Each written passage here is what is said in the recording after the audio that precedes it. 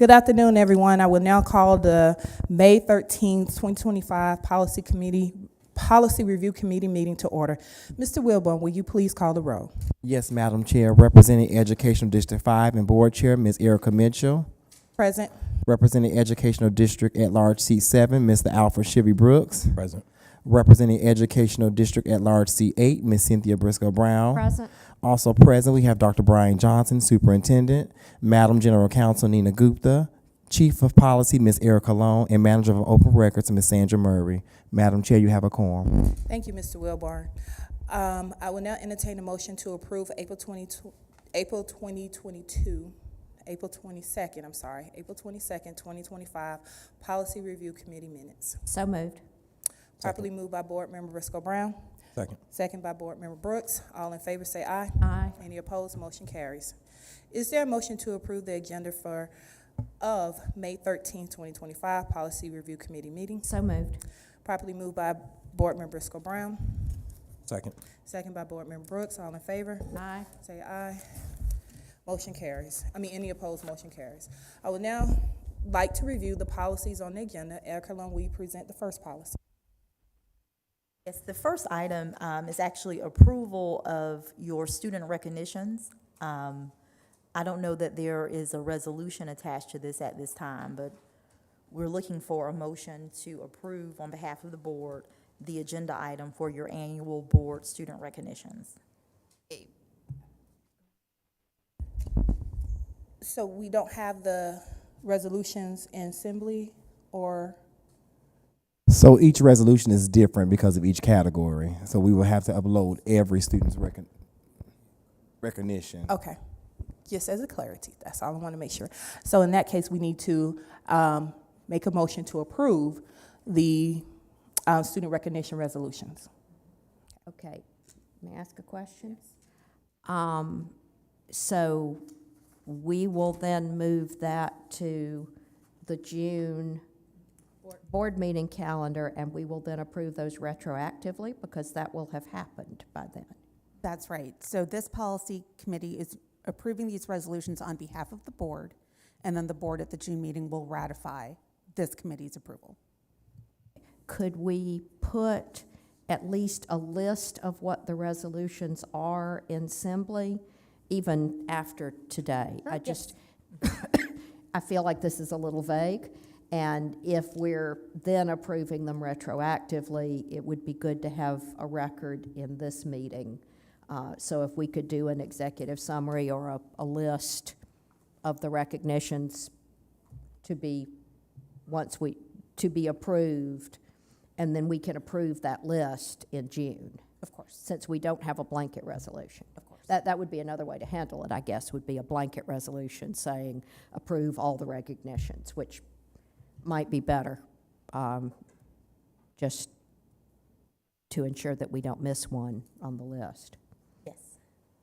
So if we could just upload that to Assembly here and then for the June meeting. And so we just need to then recommend that this go on to the June agenda?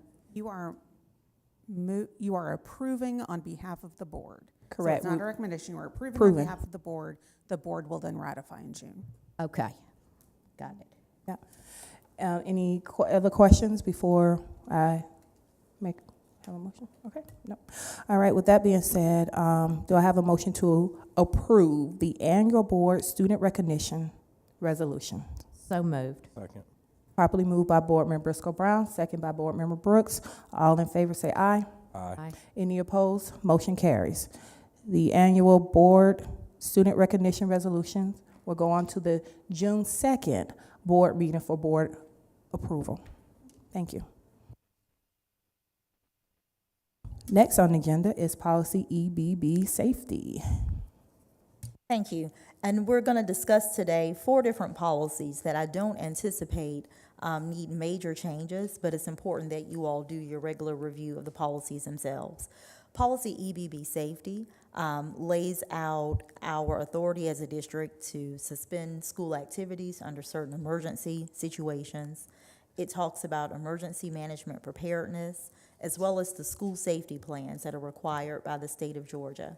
I checked with Police Chief Applin and Operations, and they have confirmed that this policy still aligns with our practices, particularly the school safety plan work as outlined here works well for us as a district.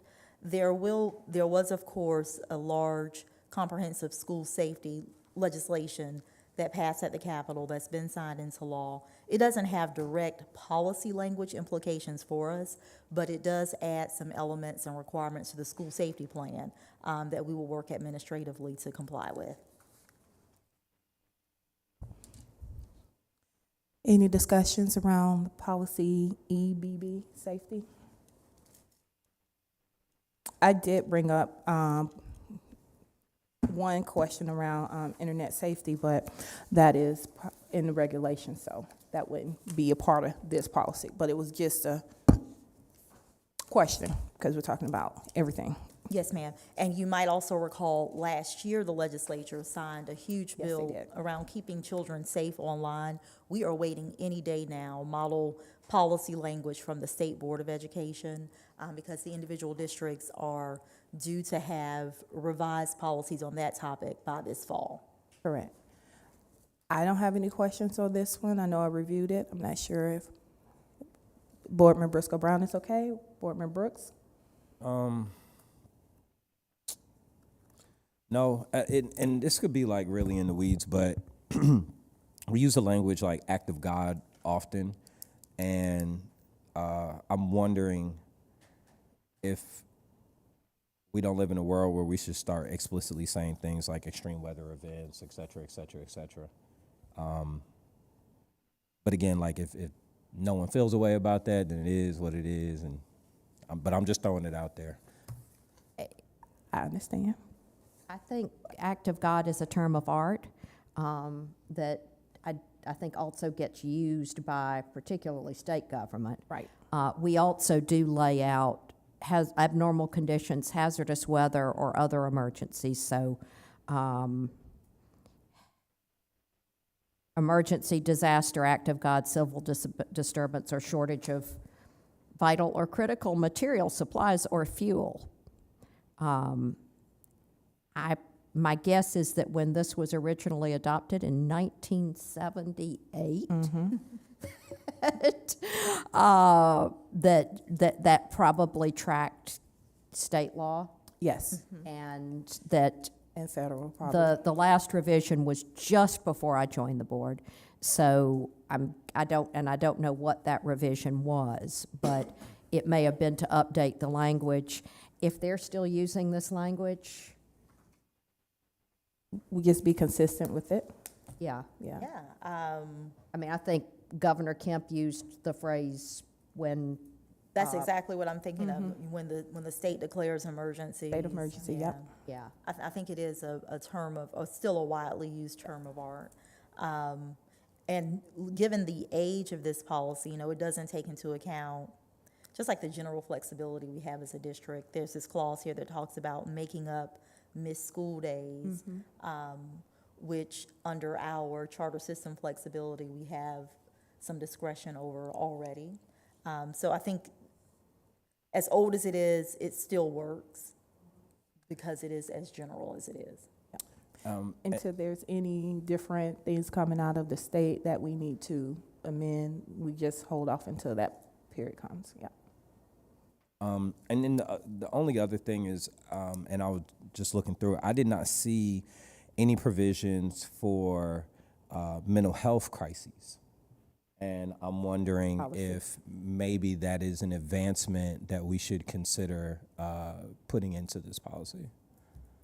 I do believe we have a policy, a trauma-informed practice policy, I remember drafting that one, that address mental health crisis.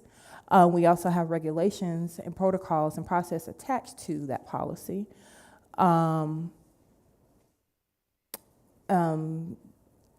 I don't know if we put it in this policy, will it just be doubling down? Because we already have something that addresses the mental health crisis. I feel like this policy is designed for closing the entire system or an entire school. It's a And- safety plan. And I'm while it talks about the school safety plan, but it does talk, I think this is bigger than I think this is broader than a mental health crisis. I'm not sure that a mental health crisis would require the closing of an entire school system. So, and again, like,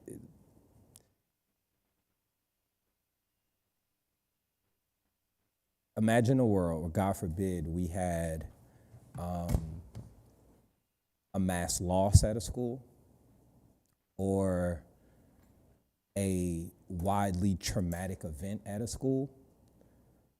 I could imagine that could potentially be one of those things. Think of Winder, Georgia, and what happened out there, and having to shut down that school for a day or two because of the weight of what's going on in the school. So, and again, look, I bring these things up because we live in a world of realities where you could have a mental health crisis or a mental health situation that impacts an entire student body. And it might not impact the entire district. It might be something that's just very unique to that school. And I wonder if it would offer us the flexibility, at least in policy, not that we wouldn't do it anyway, which I'm sure we probably would, but And would it be, have. right, but is it backed up in policy, or is it just us doing what we know is the right thing to do, It is in policy. right? It is in regulation. So what, and again, and still trying to get ungreen here, so. No, it's fine. We can see if we can pull up those policies and regulations. For later, so Board Member Brooks can review it. But we do have how we address those mental health crises and policy regulation protocol processes. So from my perspective, just looking at the current policy, the superintendent is authorized to close individual school or all schools in the event of abnormal conditions, and to take whatever measures he or she deems necessary to protect student, staff, and APS property during such conditions. I would argue that a mass casualty event like Yes. happened at Winder falls into those abnormal It conditions. does. And if it is the superintendent's judgment that a school that experiences something like that needs to close for a few days to give everyone some rest, that is within the superintendent's authority pursuant to this policy. Yep. Yeah, we have, I remember at least one situation where we had a principal who died, and we closed the school for a day to sort of regroup, and then reopened a day or two later. So I think, and I assume we would have relied on this and our other Yeah. policies. I don't think we're saying anything different. I think what I'm, trying to challenge us to do is to name the impact of mental health or mental health events as being the cause, as opposed to mental health impacts being under an umbrella of some other ambiguous term. And so if that's not the posture, that's okay. I can digress from it. But I guess what I'm trying to get us to do is to be explicit about the impacts of mental health and how it might cause us to trigger some of these actions. No, and I do understand where you're coming from, Board Member Brooks. But I think the language in the policy covers it. It doesn't spell it out like mental health crisis, but we have other policies that address a mental health crisis where you might need to shut down a school or events or whatever it might be. There's also a danger sometimes when we make a list of specifics Yes. that we imply that other specifics are not on the list. And so in order to give this, it's why lawyers are so Flexibility. fond of the phrase including but not limited to. Right. And so in order to give the superintendent maximum flexibility to act on a case-by-case basis, I'm in favor of leaving it as broad as possible. Yes, I am as well. And we can look at the other policies and see how they address the mental health crisis, but that's something that we can also review as well. But I think this policy has to be very broad and flexible to give the superintendent the autonomy to use the judgment when necessary. No reason why we couldn't just bring the trauma-informed practices policy for your discussion and review at your I next would love meeting. to, because there needs to be some updating on that one. And that may be where that's more relevant. Dr. Johnson also pointed out in the first line of the second paragraph, the right, safety, welfare, or health of students. And if, you could say that if you're looking at whole child, then health would Health is- include mental health as well. So again, I digress. It was just, for me, I'm always looking to push us to be more, not exclusionary, but more inclusive of all the different language and all the different things that are impacting us. So thank you. Thank you It for the might be a conversation. good Thank you, idea to Board Member Brooks. cross-reference the trauma-informed practices policy. We are, and it's going to be brought up at the June meeting, because it needs some updating. No, I mean to cross-reference it Within here, yes. within this policy, just to use it as to bring it forward as a policy that's related. Yes, we can add that. Yeah. Okay, moving on to policy JBC1, homeless students for discussion. So policy JBC1 lays out our responsibility and obligation to students who are experiencing homelessness to continue to serve them and provide an education to them. I checked in with student services and student assignment, and they've confirmed that this policy as written is still up to date and aligns with their practices. We do a tremendous amount of work around reaching out to and supporting our homeless students, specifically even as we're wrapping down this school year, making preparations for next school year. We'll do targeted student enrollment and registration work for our homeless families. We're going to make the hub available for them to bring in their paperwork and make that process as seamless as possible. So from where I sit, from the student services standpoint, they don't see a need at this time for changes or updates to this policy language. Any discussions, Board Member Briscoe Brown? One quick question. I haven't seen any, but are we aware of any potential revisions or elimination of McKinney-Vento by the current administration? I've not heard that I yet. haven't seen that one come up yet. That has not hit anyone's radar. It's not. Okay, But we'll, of course, keep our eyes and ears open. okay, good. Wait for it. Board Member Brooks, do you have any Give them ideas. discussion? Wait for it. Yeah, just one thing that kind of came across for me was, and again, please update me if it does exist. Is there a definition for bona fide address, best interest, and temporarily staying? Is that I in the don't regulation? want to say that there is a definition.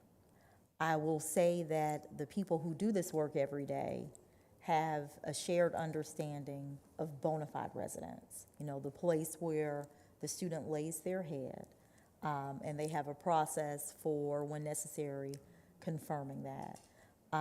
We're also aware of temporary staying, and we take into account family situations, things that come up. That work can be very sensitive, but it's not hard-lined or unreasonable. And there was a third term. Best interest. Best interest, that office uses a lot, particularly when you're talking about students who have, say, moved out of district, and they're coming up on a transition year. We make allowances for them to remain at the elementary school, finish up 5th grade, and then, because that's in the best interest of the student. So yes, weighing the student's academic interests and keeping them consistent against our organizational interests to make sure that we're serving the students we're supposed to serve in the buildings where they're supposed to be. No, and I appreciate the explanation of the spirit of each of these things. I think what I'm asking for, and I think what will behoove us, is to just better define them. I don't know. I just see so much potential for these things to become like that thing that someone's arguing about, where they're going back and forth and they feel like they're maybe not getting what they're looking for, and just stating what it is. Like, how do we qualify a bona fide address? What do we qualify as temporarily staying somewhere as opposed to intermittently staying there, as opposed to long-term staying there, as opposed to like transitionally staying there? I don't, like, what does it even mean? And I could imagine a world where it could be hard to define what best interest is. But again, we see things happening out there that we say are in the best interest of the people or best interest of children, and we know that they're causing harm. So what does that mean? Good point. The last thing is, in the third paragraph, we talk about how we communicate with families. I would encourage us to think about adding provisions for digital or mobile communication, whether it be email, phone, SMS, as acceptable methods for contacting students and guardians who, quite frankly, are in unstable housing. Yes. So to say you have to come to CLL or come, we got to offer a virtual way for families to get communique. I think you're right about the language addition. I think that would be helpful, particularly in this digital age. We do a fair amount of working with families on the phone, by Zoom, removing barriers, obstacles to them getting that done, including making them come down to an office. But I think you're absolutely right about the digital mobile communications ad. Just one quick note, and not necessarily specific about any of the comments you made, Board Member Brooks, but probably more broadly about policy, I think about policy work in general, is, and I will use that specific example, if you get too narrow with definition, it limits your ability to err on the side of the best interest of, you know what I mean? So I have some wondering about, like, and I agree with on the spirit, like if the spirit applied appropriately, you're always going to land in best interest. And when we have situations where we're not, I'm hopeful, and I say this openly, that people call us on it and challenge us on it so that we can lean in and look over the shoulder and say, okay, this is not what's in the best interest of, of the particular student. So I would just caution with, if we define everything in policy, then you're held to that definition versus being able to actually use a little bit broader brush to paint with to figure out like what's actually going to be best for the student. I think that's the spirit of like when I read the spirit of the policy, like that's the spirit of the policy, and policy really more in general. The narrower we get, the less room administratively you have to kind of do what's, but that could be employee, that could be student, that could be any given set of things. So just a more in general comment. Yeah, no, I agree with you 1,000,000%. Here's my perspective. This policy was drafted in 1990. How many superintendents and administrations have we had in Atlanta Public Schools since 1990, right? And so while we have this board and this great superintendent who move in the spirit that we do, we know what this means. But 10 years, 15, 20 years down the line, as the policy is there, that discretion to do the right thing could also be the discretion to do the wrong. And I think in today's time, we're seeing what happens when we don't more clearly define things, either in our Constitution, our Bill of Rights, our Code of Laws at the federal level. That broad discretion turns into people using that autonomy to cause harm and to do things that are not in the best interest of people. So I personally have no fear. And I take heed to what you're saying. I think it makes a lot of sense, right? Like in the spirit of who we are and where we are. But I don't trust forever. But I do trust policy. Good, and that's why we continue to have policy. That's right. Committee That's right. meetings. So what adjustment do we need to make just to wrap this one up? If Ms. we could Long? add the digital communication method. communication. And then look, I don't have my teeth in the definition piece, but I do think it's something that I would like for us to think about, even if it wasn't all of them. Like, I think specifically like temporarily staying, like what does that mean? I think that's one that does deserve a definition. 6 months, 1 year, 8 months, what does that mean? And again, I appreciate the want for flexibility to do right. Yeah. Yeah, Superintendent Johnson, that's the corollary to what I said a few minutes ago about if you make a list, the implication is that anything that's not on the list is outside the outside the universe. And the more specific we are, the less opportunity we have to serve a student who may not fit the definition. But in all that we fairness, set we out. we pick and choose when we want to do that, though, right? So, like, if we're talking about what sports do we want to have exemptions for a PE credit, we make a list for that. When we talk about, I mean, there's a litany of things that we pick and we choose when we want to make a list.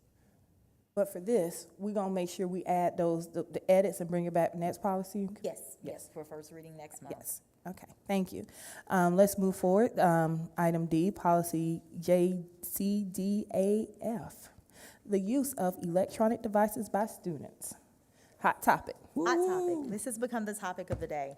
We have before us a policy on electronic devices by students. These are basically student personal electronic devices. I believe when this was first written in 2000, it was focused on the personal cell phone. And the policy is pretty clear. You can see in the second paragraph, it says, second sentence, all devices must be out of sight and turned off during the official school day and the lunch break, except in cases of health or other unusual reasons as approved on an individual basis, according to the administrative regulations to this policy. So the general bell to bell, up and away for the day. Of course, there is legislation that the governor actually signed Friday that will give us some additional guidance around student devices, but there are no needed changes to the concept that we can remove these distractions from students now under current policy, and provide support to teachers and principals as they enforce that expectation that student phones are up and away during the instructional day.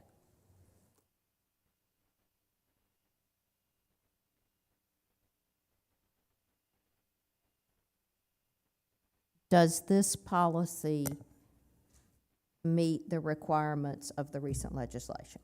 No. We will get guidance from the State Board of Education, and we can see in the legislation additions that we will need to make to our policy. The new law will require us to spell out what happens in emergency situations, you know, how we help students get in touch with parents in emergencies, what we do about field trips or excursions off campus, how we handle phones then, lots of specifics there. There's a timetable for adoption of that policy. Every Board of Education has to adopt the new policy by next January 1st, and the new law is designed for implementation K through 8, starting school year 26-27. But because we're Atlanta Public Schools, we want to be on the forefront of removing these distractions from our students. So we're going to start this upcoming school year, August 1st, enforcing what's already in our policy with respect to cell phones. The new law also talks about other devices beyond the cell phone, tablets, e-readers, Apple Watches, headphones, anything that connects to the internet. So there is a lot more work that we probably need to do to this policy, as well as the dress code, to bring like the headphones and the watches and all that into consideration. And our legal team has already started doing a fair amount of work around what they've seen in terms of policy language that we'll have to implement by January. So it would be best if we just sit tight on this until we get the legislation? Okay. Did the legislation not pass already? It passed, it was signed into law effective July 1st. The legislation only covers K-8, and we're only required to start implementing K-8 school year 26-27. But under our current policy, we can today tell our students to put their phones away. Right. But, and I just wanted to make sure I heard Board Member Briscoe Brown, your question was? That we don't need to revise this policy until we get the specific guidelines from the state. That this is for, that today's presentation is primarily for information to make the statement that we will be enforcing this policy come August of this year, and that we will be working on conforming our policy to the new legislation which has been passed but is not complete in its guidelines and its specifics yet, correct? That's right. The Okay. law is in effect, but it requires policy changes by January 1st of '26. So you have some time to make sure everything's right. And I think to the point, what we suspect is more tighter expectation around headphones, things like headphones, things like tech-enhanced watches, et cetera, legislatively. But to be clear, we want to enforce the policy that's been on the books since 2000 and was last revised in 2019 with consistency. And in so doing, we'll ultimately have a leg up in what's to come down the road. But we've got to get more consistent with the implementation of this policy in its current state, which frankly we need to do some work on, and are teed up to do work on for this upcoming year. Yeah. So yes, I was, one of the things that I had on my list to bring up was just the fact that the policy does not mention wearables, and so us having that conversation. So I've heard that come up. The other thing is I do believe that there should be some language added to this policy about the benefits of technology. Like currently, the policy just hammers on the distraction and the problems or whatever.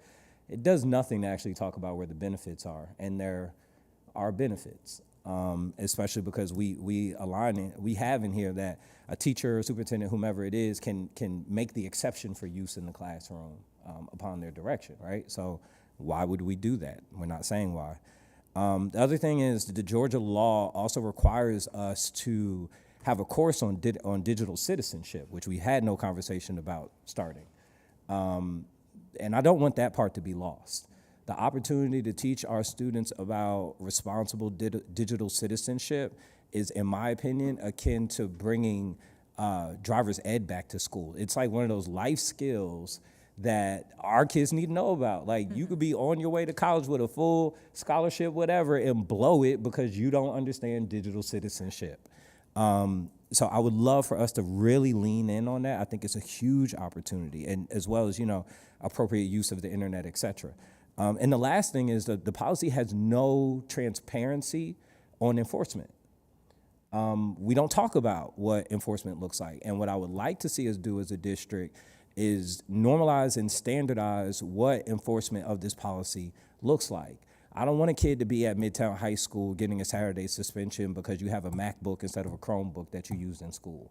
I don't want a kid in one school or another getting suspended because you pulled out your cell phone in class and you were insubordinate, and now you're getting days out of school because you violated the cell phone policy.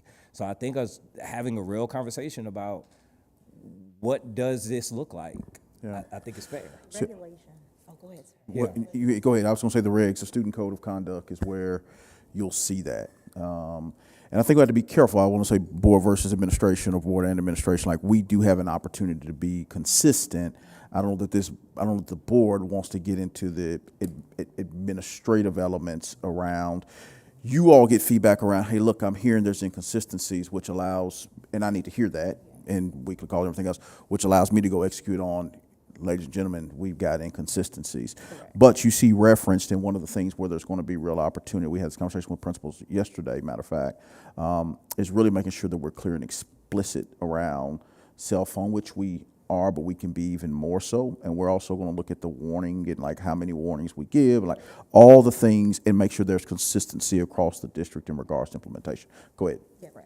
Same thing, the student code of conduct and the admin reg lay out the penalties for that device infraction, and they are clear. The highest penalty is the confiscation, and the student loses the right to bring the device into the building. They were never intended to lead to removal from class. I think a district-wide consistency, a consistent approach district-wide will help to remove the impression that there can be discretion from school to school. There should be a consistent student experience, even as they are facing the consequence of not having their phone. And for policy's sake, we develop policy to give directive for the administration to develop regulations, to develop a process or protocol, or how it's going to be implemented in the district. So we have to be careful with how far into detail we go, but also make sure the direction or the directive of the policy speaks to what it is we want to see, and then we let the administration implement and put it together. But to the point, like both points, this opportunity to be really transparent about what the what the expectations are is one that we fully acknowledge, and we fully acknowledge by the board having this conversation around this policy and the fact that there's been a policy that, frankly, has been inconsistent in application across the district, and frankly is one that we need to do a much better job and will of communicating, A, that there is a policy around it, and B, here's what you can expect as you start 25, 26. Let me just say, there's a superintendent father moment here. The question that I got at the middle school, Not your own. middle school hours with the open office hour with myself was, actually I had one submitted electronically from my own son that asked about can we please use cell phones in school? So, you know, it's a real true story. I said, I was joking. I said, I can't even get my own son to log on to the open office hour. And they said, no, but he submitted a question. And so we know that, you know, students see this and we understand it's a challenge. The other side of the equation, though, is, like I was telling principals yesterday, and I'll just read it briefly, is from a mental health standpoint, when we start to think about all the things that students experience on social media and everywhere else, like, we want students to focus on learning. That's our chief charge, right? Is to improve student achievement. So, so as we look at the implementation of this and creating consistency and transparency around that expectation, we'll be unapologetic in that there will be a consistent expectation. Now, at the building level, there's going to be opportunity to make sure there's consistency, right? We're going to have to work with schools and support principals, and we look forward to doing that. So we await for future legislation, come back and revisit this policy, but enforce what we already have in place. Yes, Chair. One thing I will mention, we can look at this digital citizenship piece. There may be some language, like there No, I like that. Yeah. probably some things we can do to memorialize that, maybe even in this The law more requires urgently. compliance.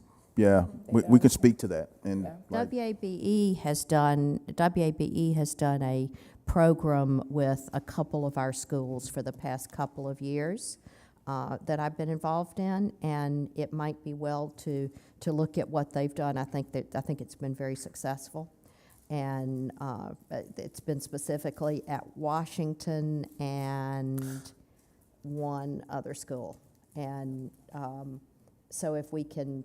Maybe we need to look at that and see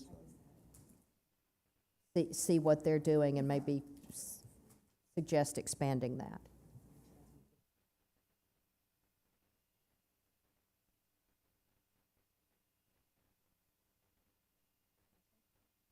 Thank you. We'll go ahead and move on to policy KM, visitors to schools. Yeah, just one more policy. This one is also administered by Safety and Security, and they are comfortable with the language as is. The policy works well in terms of setting out expectations for people who come into our buildings.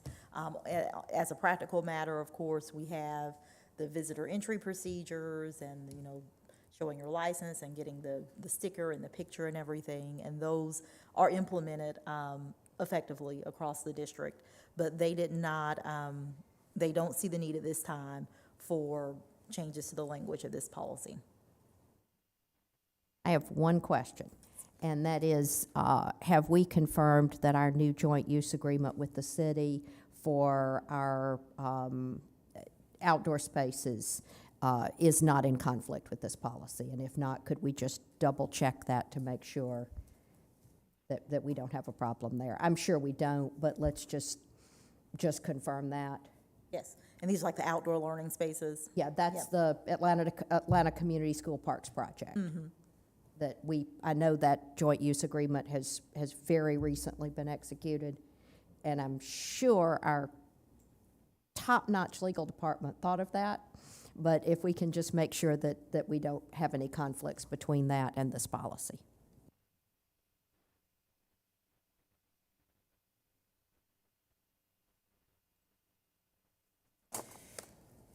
Any discussions?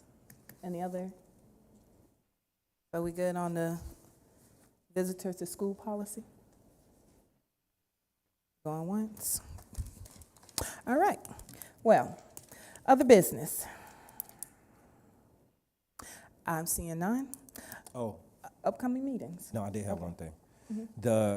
And this is just bringing up a policy I believe this happened more on the regulatory side, but at the end of last school year, we had conversation around teacher dress code and trying to ease teacher dress code. There were things in there about like teachers couldn't wear head wraps, and y'all remember that, right? However, we also experienced a change of the guard from one administration to another, and the conversation around teacher dress code kind of fell to the wayside. And so my ask, as we're now landing the plane on this school year going into the summer, is to elevate that conversation again. It's great we did the policy. I'd love to see us do the actualities of the policy so that we do what we said we were going to do. I've gotten reached out to by a lot of teachers around, weren't we supposed to be able to wear jeans any day of the week that we wanted to? And weren't we supposed to be able to do this? And it has not happened. And so I'm going to charge it to just how things laid out, and now just elevate it to Dr. Johnson and Ms. Erica Long to just, if that can come up to the front of thoughts again. But please keep in mind, we did make changes to the admin reg July of last year, July Right. of '24.